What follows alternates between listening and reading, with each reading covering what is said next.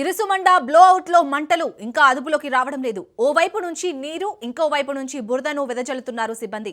నిన్నటి కంటే మంటలు కొంచెం తగ్గుముఖం పట్టాయి. అయితే మంటలు పూర్తిగా అదుపులోకి రావడానికి మరింత సమయం పట్టే అవకాశం ఉంది.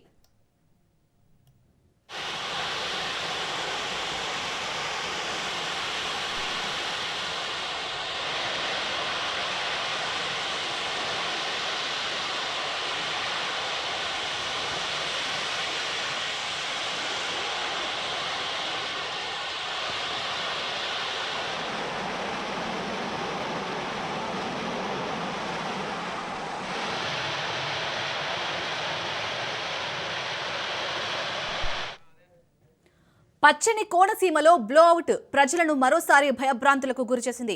భీకర ధ్వనితో పేలుళ్లు, భారీగా ఎగిసిన మంటలతో ఏం జరుగుతుందో తెలియని పరిస్థితుల్లో స్థానికులు ఇళ్లను వదిలి సురక్షిత ప్రాంతాలకు తరలి వెళ్లారు. మలకీపురం మండలం ఇరుసుమండలోని మోరిఫై డ్రిల్లింగ్ సైట్లో సోమవారం 12 గంటల సమయంలో గ్యాస్ లీకేజీ ఆరంభమైంది. 12:30 గంటల కల్లా నిప్పు అంటుకోవడంతో అగ్ని జ్వాలలు ఎగిసిపడ్డాయి. ఈ ఘటనతో సమీపంలోని ఇరుసుమండ, లక్కవరం గ్రామస్తులు తీవ్ర భయాందోళనకు గురయ్యారు.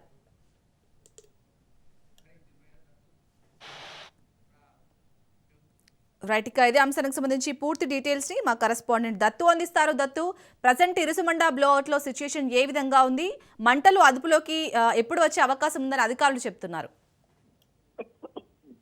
అలాగే ప్రజెంట్ అంబేద్కర్ కోనసీమ జిల్లా ఇరుసుమండ వద్ద జరిగిన ఈ బ్లోఅవుట్ ప్రమాదానికి సంబంధించి ప్రస్తుతం అయితే కనుక నేను రాత్రితో పోలిస్తే కొద్దిగా మంటల తీవ్రత తగ్గిందని చెప్పొచ్చు. అధికార యంత్రాంగం మాత్రం దీన్ని అదుపు చేయడానికి ఇంకా ఎంత సమయం పడుతుందన్న విషయం మీద క్లారిటీ ఇవ్వట్లేదు. దానికి కారణం ఏంటంటే బావిలో ఉన్నటువంటి గ్యాస్ అంతా బయటకు రావాలి, బయటకు వచ్చి కొంచెం ప్రెజర్ తగ్గాలి. సాంకేతిక పరిజ్ఞానం కూడా, సాంకేతిక నిపుణులు కూడా ఇక్కడికి వచ్చిన తర్వాత దాన్ని కంట్రోల్ చేయడానికి చాలా ప్యాక్స్ నిర్ణయించుకుంటారు. అదంతా చేయడానికి సాంకేతిక నిపుణులు వస్తారని చెప్పి ఓఎన్జీసీ వర్గాలు చెప్తే ప్రస్తుతం అయితే కనుక సాయంకాలానికి వారంతా చేరుకునే అవకాశం ఉంది. బావిలో ఉన్నటువంటి తీవ్రత కూడా తగ్గాలి. తగ్గిన తర్వాత దీనికి కేజింగ్ అండ్ క్యాపింగ్ మెథడ్ ద్వారా దీన్ని క్లోజ్ చేస్తామని చెప్తున్నారు. ప్రస్తుతం అయితే కనుక చుట్టుపక్కల ప్రాంత ప్రజలందరూ కూడా ఖాళీ చేయించారు. కిలోమీటర్ రేడియస్ లో ఎవరు ఉండకుండా చేశారు. ఇది ఇరుసుమండ గ్రామానికి 600 మీటర్ల దూరంలో ఉండడంతో ఇది పొలాల మధ్య ఉంది. ఒక ఊపిరి పీల్చుకునే విషయంగా దీన్ని చెప్పుకోవచ్చు. ఎందుకంటే జనావరణ్య కార్మిక ప్రదేశం కాబట్టి ప్రస్తుతం అయితే కనుక అధికార యంత్రాంగం, రాష్ట్ర ప్రభుత్వం, అలాగే ఓఎన్జీసీకి సంబంధించి కేంద్ర ప్రభుత్వానికి సంబంధించిన అధికార యంత్రాంగం కూడా తీవ్ర కసరత్తు చేస్తోంది. స్థానిక శాసనసభ్యులు అలాగే ఎంపీ అయినటువంటి హరీష్ కూడా అక్కడే దగ్గరుండి ఈ యొక్క మంటల తీవ్రతను అదుపు చేయడానికి సిద్ధం చేస్తున్నారు. దానికి తమ వంతు సహాయ సహకారాలు అందిస్తున్నారు. మరోవైపు ఒక్కటే భయం వెంటాడుతోంది.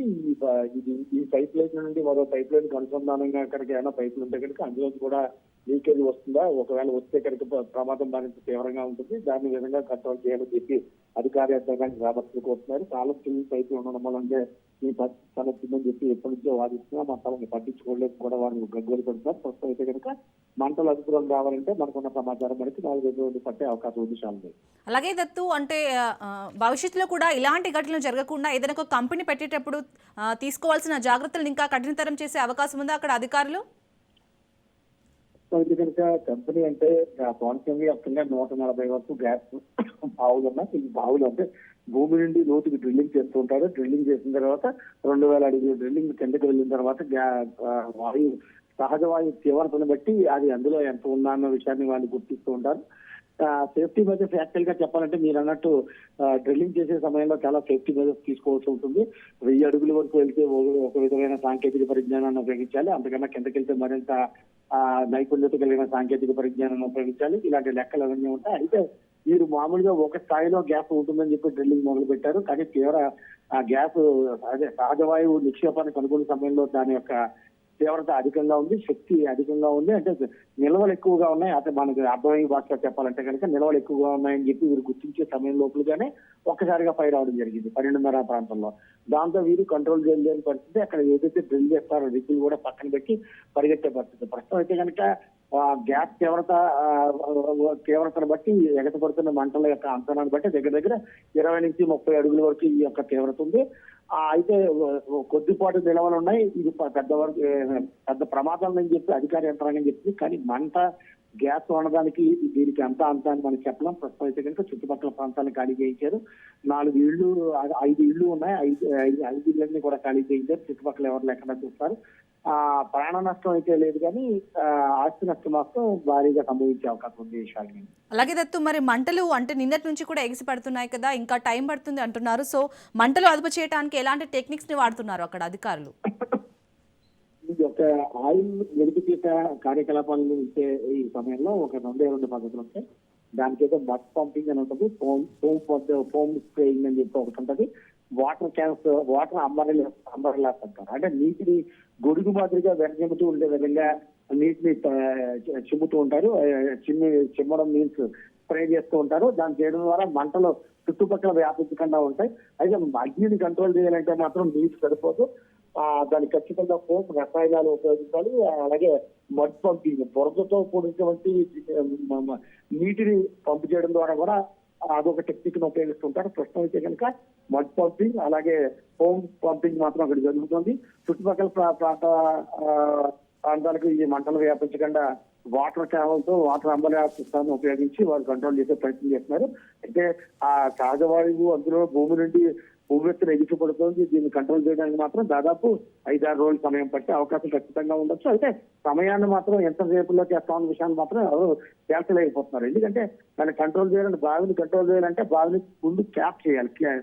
Caging and capping and method అని ఒక మెథడ్ ఉంటుంది. ఆ మెథడ్ ని అప్లై చేయాలంటే ముందు దాన్ని క్లోజ్ చేయాలంటే ఫైర్ ఆడిన తర్వాత సహజవాయువు ఎగిసిపడుతున్నా సరే అక్కడికి వెళ్ళి క్లోజ్ చేయడానికి శాస్త్ర సాంకేతిక పరిజ్ఞానం మన దగ్గర అందుబాటులో ఉంది. కానీ మంటల్లో ఉన్నప్పుడు క్లోజ్ చేయడానికి తగ్గ పరిజ్ఞానం మాత్రం మన దగ్గర లేదని చెప్పొచ్చు. ప్రస్తుతం ఉన్న పరిస్థితిని బట్టి చూస్తే కనుక ముందు మంటలను అదుపు చేయాలి, దాని తర్వాత గ్యాస్ అదుపు చేయాలి, దాని తర్వాత ఈ గ్యాస్ బావులోంచి వస్తున్నటువంటి ఆ గ్యాస్ ని వేరే పైప్ లైన్ కి కన్వర్ట్ చేయాలి, అంటే డైవర్ట్ చేయాలి. అంటే దానికి చేయాలంటే అండర్ పాస్ కింద under ground pipe lining system ఉంటుంది. అది ఈ బావి దగ్గర ఉందా లేదా అన్నది తెలుసుకోవాలి. ఇంత పద్ధతి ఉంది. ఇదంతా టెక్నికల్ గా ఓఎన్జీసీ, జైల్ అలాగే ఆయిల్ ఇండియా కంపెనీలు ఈ కార్యక్రమాలు నిర్వహిస్తుంటాయి. ఓఎన్జీసీ డీప్ అనే ఒక సంస్థకి ఇక్కడ ఈ డ్రిల్లింగ్ చేయడానికి టెండర్ ఇచ్చింది. ప్రస్తుతం అయితే కనుక ఆ సిబ్బంది, ఆ డీప్ కంపెనీ సిబ్బంది 9 బావుల వరకు వారు డ్రిల్లింగ్ చేశారు, సక్సెస్ఫుల్ గానే నిర్వహించారు. అందుకోసమే వారికి ఇచ్చామని చెప్పి ఓఎన్జీసీ వర్గాలు చెప్తున్నాయి. ప్రస్తుతం అయితే కనుక దీన్ని కంట్రోల్ చేయడానికి ఎటువంటి మార్గాలు ఉన్నాయి అన్న దాని మీద ఓఎన్జీసీ అన్వేషిస్తుంది. మనకున్న అంచనా ప్రకారం, గతంలో మనకున్న అనుభవం ప్రకారం ఇదంతా మనం ఈ విధంగా భావించవచ్చు. Shalini. Right, thank you Dattu.